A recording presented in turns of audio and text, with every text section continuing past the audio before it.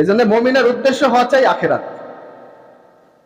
যার উদ্দেশ্য আখিরাত হবে তার সব কাজ আল্লাহ সহজ করে দিবেন, তাকে পেরেশান মুক্ত রিজিক দান করবেন, যে রিজিকের মধ্যে কোনো পেরেশানি থাকবে না, হালাল রিজিক।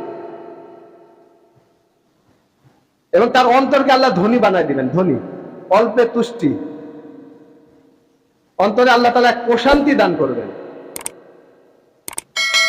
সর্বত্র সে আল্লাহর রহমতের মধ্যে ডুবে থাকবে।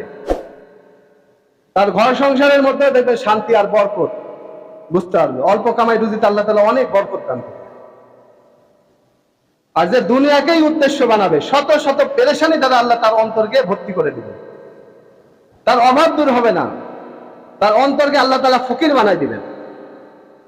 চারিদিকে শুধু পেরেশানি আর পেরেশানি, যদিও সে হালাল উপার্জন করে, কিন্তু পেরেশানি যুক্ত উপার্জন, পেরেশানি, শান্তি নাই, অস্থিরতা, এলেম অর্জন করার সুযোগ তার হয় না, সে দাসে বসার তার সুযোগ হয় না, কোরআন হাদিসের কথা শুনলে তার ভালো লাগে না, মন বসাইতে পারে না, মনোযোগ আসে না, মসজিদে সময় দিতে তার ভালো লাগে না, অথচ সে চায়ের দোকানে সময় দেয় ঘন্টার পর ঘন্টা। গুনার পরিবেশে সে অনেক তৃপ্তি পায়, কিন্তু নেক আমলের পরিবেশে মজা পায় না, তৃপ্তি আসে না। ঠিক আছে,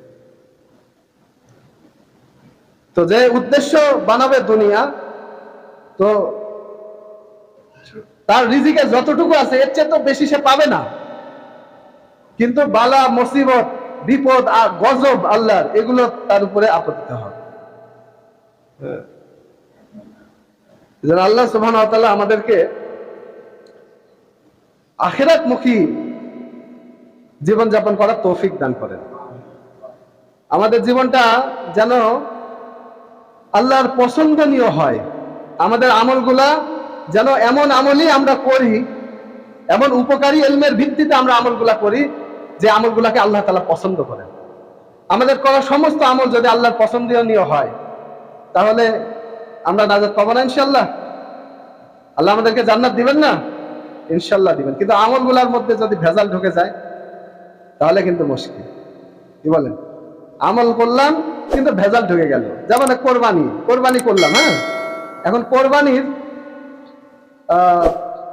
যারা মাংস কুটা বাছা করে, এখন তাদেরকে তো কিছু দিতে হবে, পারিশ্রমিক হিসাবে কোরবানির গোশতই দিলাম, আবার কোরবানিটাই কিন্তু বাতিল হয়ে গেল।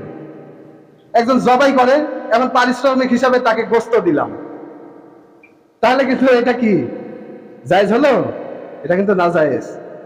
তার পারিশ্রমিক তাকে দিতে হবে, এরপরে যদি তাকে হাদিয়া দিই আলহামদুলিল্লাহ, সেটা ঠিক আছে। তার আমলটা যেন ইলমের ভিত্তিতে হয়, আল্লাহর পছন্দনীয় হয়, তবে অল্প আমলের দ্বারাও আখিরাতে নাজাত পাওয়া যাবে। আর আমলটা যদি আমার নফসের খায়সাত মোতাবেক হয়, তো এই আমল দুনিয়াতেই নষ্ট হয়ে যাবে, আখিরাতে ওই আমল দ্বারা আমি কি আশা করব? বুঝতে পারেননি? বুঝতে পারছেন? এমনটা কি কেউ করেন নাকি? কোরবানির গোশত থেকে কোনো পারিশ্রমিক দেওয়া যাবে না, সে জবাইয়ের জন্য হোক আর গোশত কুটা বাছার জন্য হোক, পশুর চামড়া কেন না হোক, কোরবানি থেকে কোনো কিছু বিক্রয় করা যাবে না।